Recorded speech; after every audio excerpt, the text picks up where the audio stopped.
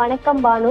ஜூலை 10ஆம் தேதி இடைத்தேர்தலை விக்கிரவாண்டி சந்திக்க இருக்கக்கூடிய இந்த நிலையில் விக்கிரவாண்டியில் பிரச்சாரமானது உச்சகட்டத்தை எட்டி இருக்கிறது. மேலும் விக்கிரவாண்டி தொகுதியில் மும்முனை போட்டியானது நிலவக்கூடிய நிலையில் இந்த தொகுதியில் ஒவ்வொரு வேட்பாளரும் ஒவ்வொரு விதத்தில் வாக்காளர்களை அணுகி வருகின்றனர். இந்த நிலையில் இன்று மாலையோடு விக்கிரவாண்டியில் பிரச்சாரமானது ஓய்கிறது. மேலும் இந்த நிலையில் தமிழ்நாடு முதலமைச்சர் மு.க.ஸ்டாலின் விக்கிரவாண்டி மற்றும் விழுப்புரம் மாவட்டத்தில் என்னென்ன சாதனைகளை இந்த 3 ஆண்டுகளில் நிறைவேற்றியிருக்கிறார் என்பது தொடர்பான ஒரு அறிக்கையை சற்று நேரத்திற்கு முன்பாக அளித்திருக்கிறார். குறிப்பாக 1,43,033 முதியோருக்கு மாத ஓய்வூதியமாக 314.67 கோடி ரூபாய் வழங்கப்பட்டிருக்கிறது.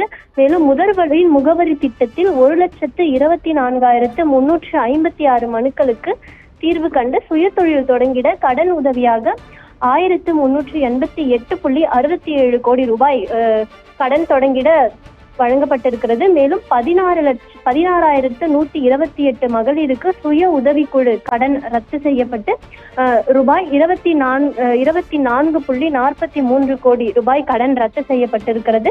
மேலும் 20,799 குடும்பங்களுக்கு நகைக்கடன் தள்ளுபடியாக 90.13 கோடி ரூபாய் நகைக்கடன் தள்ளுபடி செய்யப்பட்டிருக்கிறது.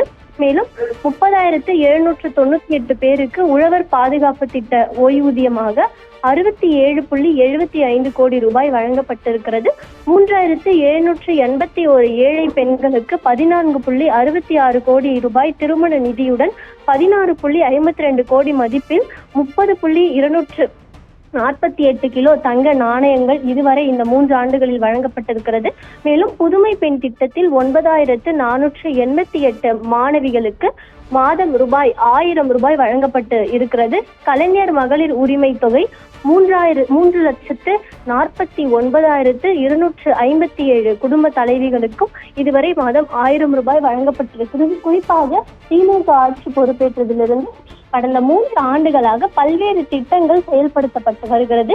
இதில் பல்வேறு திட்டங்களில் சில முக்கியமான திட்டங்களாக புதுமை பெண் திட்டமும் அதே போல கலைஞர் மகளிர் உரிமை தொகை திட்டமும் மக்களிடையே பெண்களிடையே பெரும் வரவேற்பை பெற்றிருந்தன. இந்த நிலையில் விழுப்புரம் மற்றும் விக்கிரவாண்டி தொகுதியில் இடைத்தேர்தல் நடைபெற உள்ள நிலையில் இந்த தொகுதியில் திமுக ஆட்சி பொறுப்பேற்ற பின்னர் புதுமை பெண் திட்டம் மூலமாக 9,488 மாணவிகள் புதுமை பெண் திட்டத்தின் மூலம் மாதம் 1000 ரூபாய் பெற்று பயனடைந்திருக்கின்றனர்.